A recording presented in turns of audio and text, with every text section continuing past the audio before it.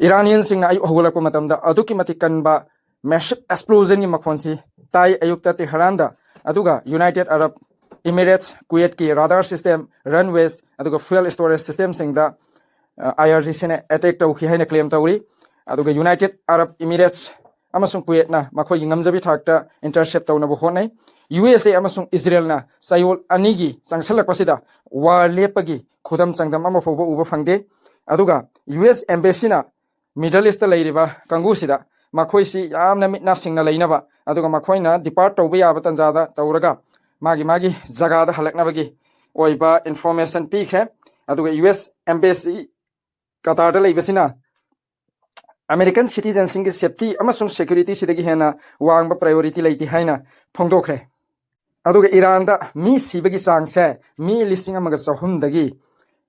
ta dana yopsalakre aduga Iran da hujik explosion se mafam kaya da ne tholisi USA amasung Israel gi strike si mafam kaya da bomb blast tawbagi makhol tayeba aduga United Arab Emirates naso laibe any drone oiro missile oiro loin interment da leiriba houthis kangusina hujik Israel ga US ka pullaga Iran ga lanthina ba matam sida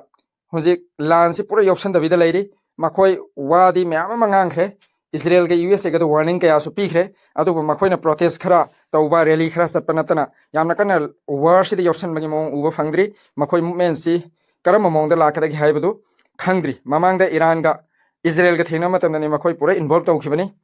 aduga flight si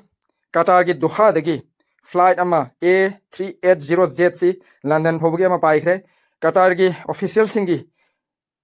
information gi matungina makhoi da yamna darkar oiraba passenger sing du maru oina mafam da stranded tawraga leiriba laiba atopagi miyoi sing du da focus tawgani ahal oiraba passenger sing da aduga medical gi yamna darkar oiba miyoi sing da focus tawgani haina information pirakre aduga still Lebanon da anti aircraft fire si ubu phangi Israeli na hujik landa salak libani ko beka valley sida aduga Saudi gi force sing na ballistic missile ani makhoi gi air base te attack taroko destroy tawkhre Saudi gi su hujik Iran attack to leptri ko aduga Iran gi attack si sum kansalak pasi sigise hantharakpa aduga disruption sina sum chathaba adi Jen Basrabi har si Doha Qatar gi report tarokoni Irani yen gi retaliatory attack se sum adi yangsalakpa aduga volume adi air travel da global oil da market yan effect holle masig incident mayam sina maram moiraga economy da Middle East ki yamna sokhal le haibani aduga USA na war si lepagi mawong utribasi Iran da surrender to honba pa me ba makhoina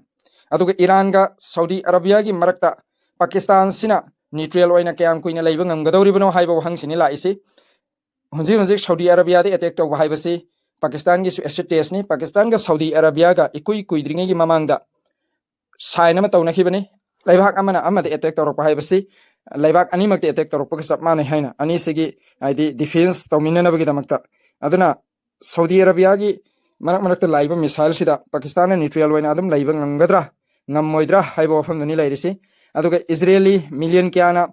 madi Iranian missile lako matam da shelter dani lairisi aduga Israeli army phobo da shelter manung da lai haibagi report laiyeba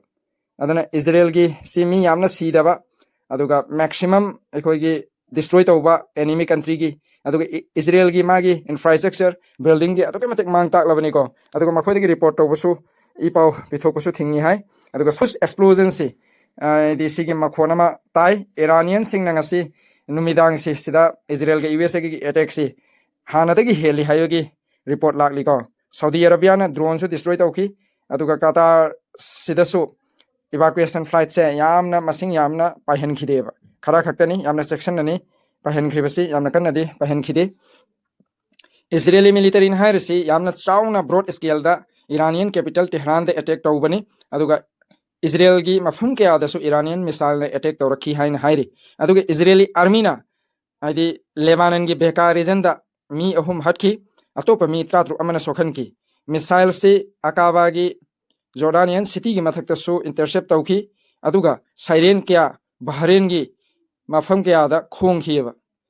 Dubai na haibada yamna minor roiba incident ama adi interception gi thoki aduga flight se Dubai airport ki mathakta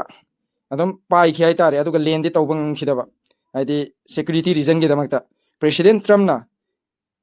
US soldier tarukki magi asib hakchang si halakpagi sida ma present oigani masi Kuwaita Iranian attack ta sikhibani sini aduga masi ki ceremony si Saturday da pangthokani Dover Air Force Base ta Delaware sida pangthokani haikre Donald Trump masa yaugani aduga